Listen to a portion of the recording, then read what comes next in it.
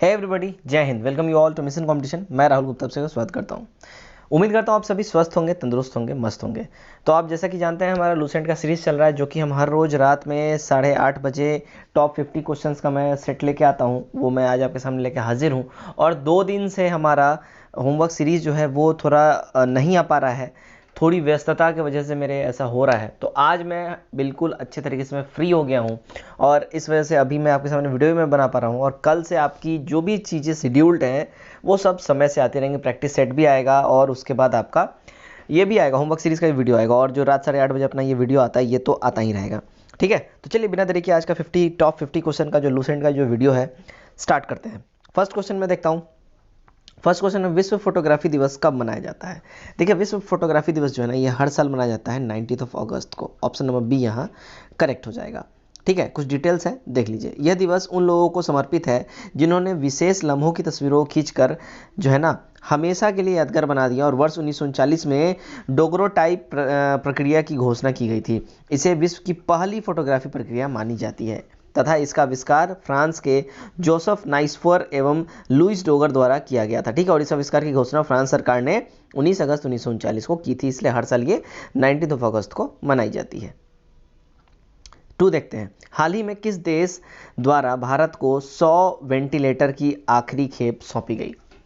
देखिए, ये जो देश है ना हमारा, ये है America. Option number B correct हो जाएगा। ठीक है, तो अमेरिका द्वारा भारत को वेंटिलेटर की आखिरी खेप जो है ना सौंप दी गई। अमेरिका द्वारा यह खेप 19 अगस्त 2020 को भारत को सौंपी गई थी। तो ये जो है करंट अफेयर मैं लास्ट ईयर का भी इसमें इंक्लूड कर रहा हूँ। तो ये जो है लूसेंट के साथ आपको करंट अफेयर से भी क्वेश्चन मिलेंगे, तो 2020 और 2021 के सम्मिलित रूप से मिलेंगे। ठीक है, चलिए नेक्स्ट क्वेश्चन की ओर बढ़ते हैं। नेक्स्ट क्वेश्चन हमारा क्वेश्चन नंबर 3, निम्नलिखित में से किन्हें हाल ही में कांग्रेस द्वारा मध्य प्रदेश विधानसभा में नेता विपक्ष के लिए चयनित किया गया है? तो मध्य प्रदेश विधानसभा में जो नेता प्रतिपक्ष के जो नेता बने हैं वो बने हैं कमलनाथ जी। ठीक है,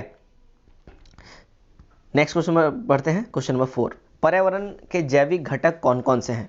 देखिए, पर्यावरण के जैविक घटक है ना वो यहाँ पे है उत्पादक एवं अपघटक एवं उपभोक्ता, और थर्ड है उपभोक्ता एवं उत्पादक। ऑप्शन नंबर डी यहाँ हमारा एब्सोल्यूट करेक्ट हो जाएगा।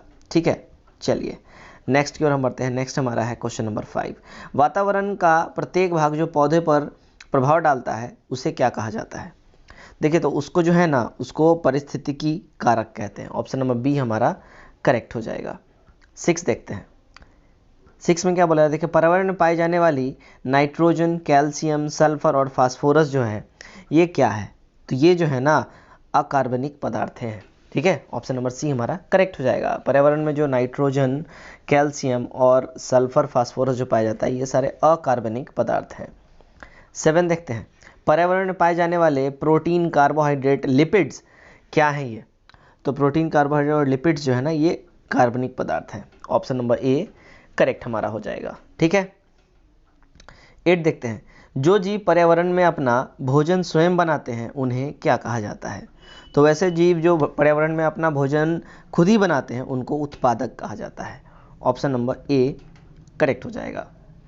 9 देखते हैं, महात्मा गांधी ने सत्याग्रह क्रिया विधि सबसे पहले कहाँ प्रयुक्त की थी?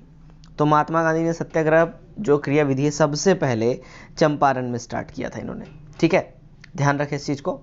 10 देखते हैं, अंग्रेजी पुलिस ऑफिसर कैप्टन सांड्स किसके द्वारा गोली मारा गया था? तो कैप्टन सांड्स को जो है ना गोली मारा था भगत सिंह ने। ऑप्शन नंबर डी हमारा यहाँ करेक्ट हो जाएगा। 11 देखते हैं, जय हिंद का नारा किसने दिया था? देखिए, जय हिंद का नारा जो है ना सुभाष चंद्र बोस ने दिया था। ऑप्शन नंबर ए हमारा करेक्ट हो जाएगा। नेक्स्ट देखते हैं क्वेश्चन नंबर 12, निम्नलिखित में से किस वर्ष में मुस्लिम लीग ने एक पृथक राष्ट्र का संकल्प यानी पाकिस्तान प्रस्ताव स्वीकार किया था? तो इन्होंने जो है देखिए 1940 में इन्होंने पाकिस्तान राष्ट्र का यानी पाकिस्तान प्रस्ताव स्वीकार किया था मुस्लिम लीग ने। 13 देखते हैं, वर्ष 1947 के बाद निम्नलिखित में से किस राज्य को भारत संघ में सैनिक कार्रवाई द्वारा बलपूर्वक मिलाया गया? तो जो बलपूर्वक सैनिक कार्रवाई द्वारा जो मिलाया गया वो हैदराबाद राज्य था, हैदराबाद स्टेट। ठीक है, ऑप्शन नंबर ए हमारा करेक्ट हो जाएगा। हैदराबाद के अलावा और भी स्टेट्स हैं जिनका आप सभी को कमेंट करके बताना है। ठीक है, इसके अलावा 2-3 और स्टेट्स हैं जिनको बलपूर्वक मिलाया गया था। ठीक है, कमेंट करके आप ज़रूर अपना आंसर बताएं। 4 देखते हैं, किसने कहा था तुम मुझे खून दो मैं तुम्हें आज़ादी दूंगा। देखिए ये जो स्टेटमेंट है ना, ये है सुभाष चंद्र बोस का स्टेटमेंट, तुम मुझे खून दो मैं तुम्हें आज़ादी दूंगा। नेक्स्ट की ओर हम बढ़ेंगे। नेक्स्ट है हमारा क्वेश्चन नंबर 15, देश बंधु की उपाधि किससे संबंधित है। देखिए देश बंधु की जो उपाधि है ना, ये CR दास से यानी चित्तरंजन दास से ये रिलेटेड है, इन्हीं को ये उपाधि दी गई है। 16 देखते हैं, कांग्रेस का 1929 का अधिवेशन जिसमें पूर्ण स्वराज का लक्ष्य घोषित किया गया था कहाँ पर हुआ था। देखिए पूर्ण स्वराज का जो लक्ष्य घोषित किया गया था ये कहाँ हुआ था, ये हुआ था लाहौर में। ऑप्शन सी हमारा यहाँ करेक्ट हो जाएगा। 17 देखते हैं, कांग्रेस ने भारत छोड़ो आंदोलन का प्रस्ताव किस वर्ष पारित किया था। तो कांग्रेस ने भारत छोड़ो आंदोलन का जो प्रस्ताव है ना, ये 1942 में पारित किया था। ठीक है। 18 देखते हैं, 18 में क्या बोला जा रहा है। देखिए 18 में बोला जा रहा है, सुभाष चंद्र बोस ने सिंगापुर में दिल्ली चलो का नारा कब दिया था। तो सुभाष चंद्र बोस ने सिंगापुर में दिल्ली चलो का नारा जो दिया था, ये दिया था 1943 में। ऑप्शन नंबर बी हमारा करेक्ट हो जाएगा। 19 देखते हैं, यहाँ पे सुमेलित करना है। ठीक है, तो जूम आउट कर दूं। ओके चलो सब आ गए।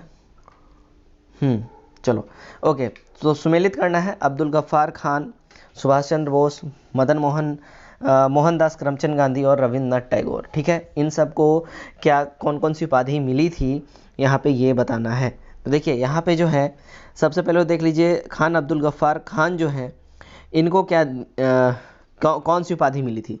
तो इनको जो उपाधि मिली थी ना, इनको मिली थी सीमांत गांधी की। ठीक है, उसके बाद देखिए, उसके बाद सुभाष चंद्र बोस को नेताजी की उपाधि मिली थी, मोहनदास करमचंद गांधी को महात्मा गांधी की और रविंद्रनाथ टैगोर को गुरुदेव की। ठीक है, तो यहाँ हमारा जो करेक्ट जो कूट बैठता है वो हमारा हो जाएगा ऑप्शन नंबर बी। ठीक, चलिए नेक्स्ट की ओर हम बढ़ेंगे। नेक्स्ट हमारा क्वेश्चन नंबर 20, असहयोग आंदोलन 1920 से 22 को क्यों निलंबित किया गया था।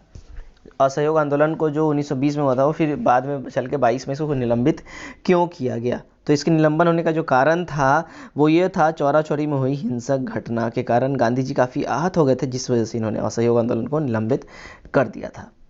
21 वर्ष सन 1919 में जलियांवाला बाग हत्याकांड कहाँ पर हुआ था। देखिए जलियांवाला बाग हत्याकांड जो है ना, ये अमृतसर में हुआ था, पंजाब के अमृतसर में।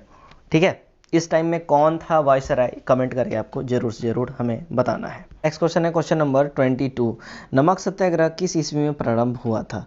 देखिए नमक सत्याग्रह जो है ना, ये साल 1930 में ये स्टार्ट हुआ था। ठीक है, चलिए नेक्स्ट 23 देखते हैं, निम्नलिखित में से किस कृत्य के कारण भगत सिंह, राजगुरु और सुखदेव को 23 मार्च 1931 को फांसी दी गई थी। तो इन्होंने क्या किया था ऐसा जिसकी वजह से इनको फांसी की सज़ा मिली। तो उन्होंने वर्ष 1928 में लाहौर में सांड्स की हत्या करा था, इस वजह से इनको फांसी की सज़ा दी गई। ऑप्शन नंबर बी हमारा करेक्ट हो जाएगा। 24 देखते हैं, निम्नलिखित में से किस अधिनियम के तहत बिना मुकदमा और दो सिद्धि के ही विधि न्यायालय ने किसी भी व्यक्ति को कैद करने का प्राधिकार सरकार को दिया है।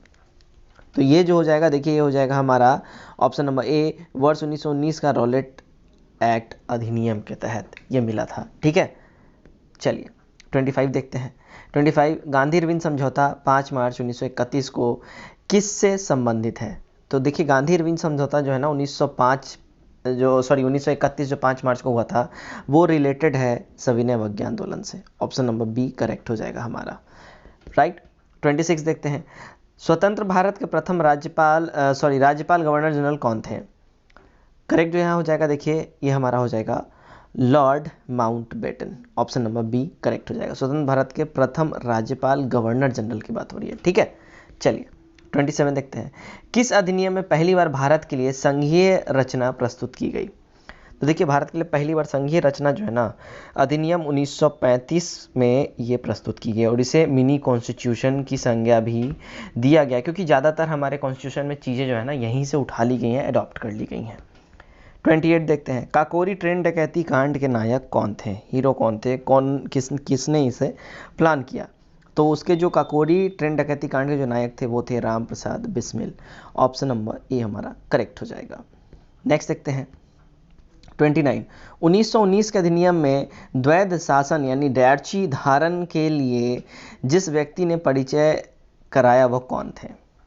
तो जो व्यक्ति थे वो चेम्सफोर्ड थे, Lord Chelmsford. Option number D correct हो जाएगा। 30 देखते हैं, निम्नलिखित में से किसने 23 फरवरी 1946 को रॉयल इंडियन नेवी के विद्रोहियों को आत्मसमर्पण के लिए राजी किया था? तो जिन्होंने रॉयल नेवी के विद्रोहियों को आत्मसमर्पण के लिए राजी किया वो थे वल्लभ भाई पटेल एवं Mohammad Ali Jinnah. Option number C यहाँ करेक्ट हो जाएगा हमारा। नेक्स्ट देखते हैं 31 में क्या बोला जा रहा है?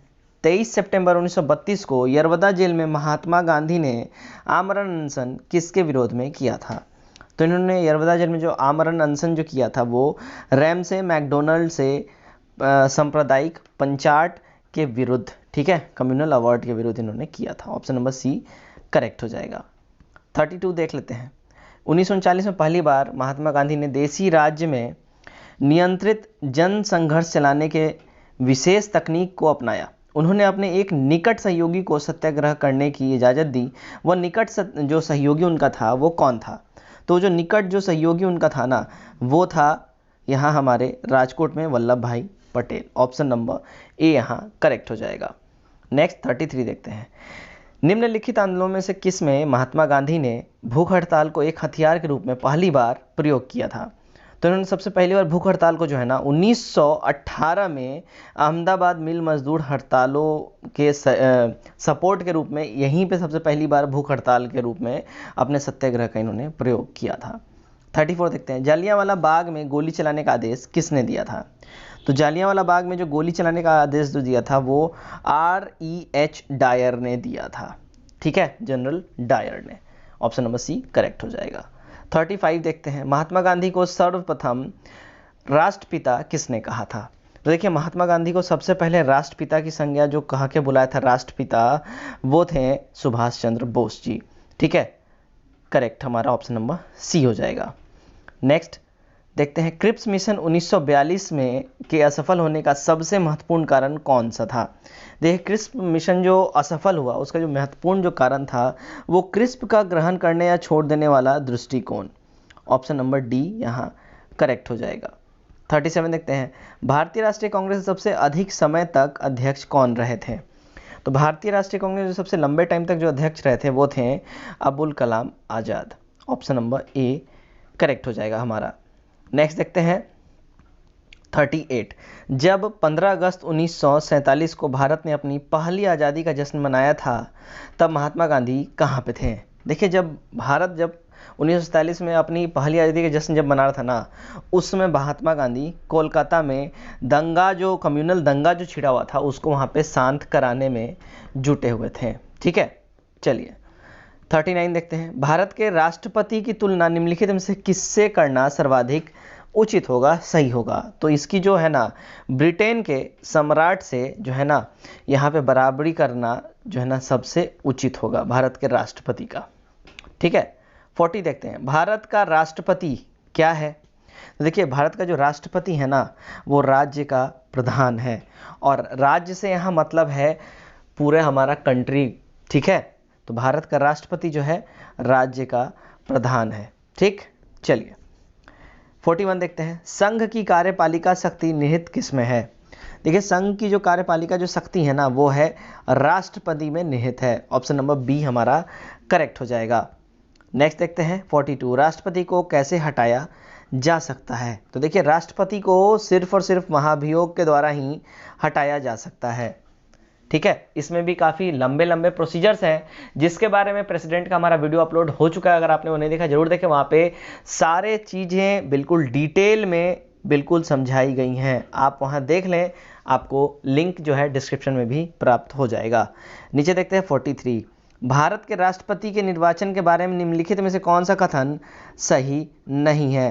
देखिए तो भारत के जो राष्ट्रपति के बारे में जो यहाँ पे कथन सही नहीं है वो देखिए यहाँ मैंने सेट कर दिया, तो यहाँ जो स्टेटमेंट यहाँ पे रॉन्ग है वो देखिए हमारा डी हो जाएगा। राष्ट्रपति के निर्वाचन के संबंध में यदि कोई विवाद हो तो वो सर्वोच्च न्यायालय के क्षेत्राधिकार में नहीं आता है। यहाँ पे जो है ऑप्शन नंबर डी हमारा यहाँ पे सही हो जाएगा, यहाँ पे ये रॉन्ग है।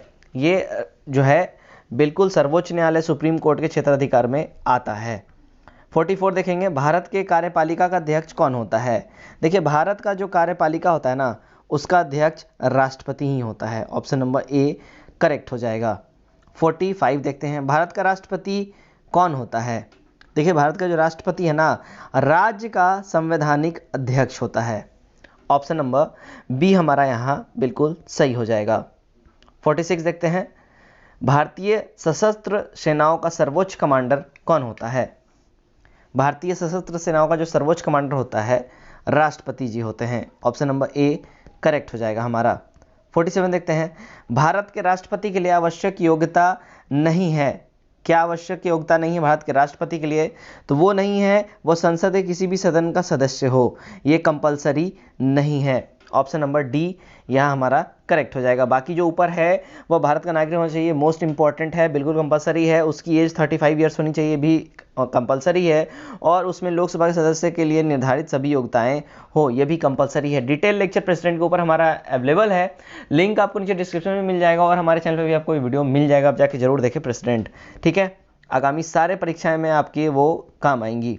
48 देखते हैं, भारतीय संविधान के अनुसार देश का प्रथम नागरिक कौन होता है? देखिए भारतीय संविधान के अनुसार देश का प्रथम नागरिक राष्ट्रपति होता है। ऑप्शन नंबर ए हमारा करेक्ट हो जाएगा। 49 देखते हैं, राष्ट्रपति पद के उम्मीदवार के लिए अधिकतम आयु कितनी होनी चाहिए? तो राष्ट्रपति पद का जो उम्मीदवार होता है उसके लिए आयु सीमा कोई भी निर्धारित नहीं है। ऑप्शन नंबर डी हमारा सही हो जाएगा। ठीक है, तो राष्ट्रपति पद के उम्मीदवार के लिए अधिकतम आयु कितनी होनी चाहिए, मतलब वो कब तक राष्ट्रपति बना रह सकता है, इसका जिक्र कुछ भी नहीं है हमारे संविधान में।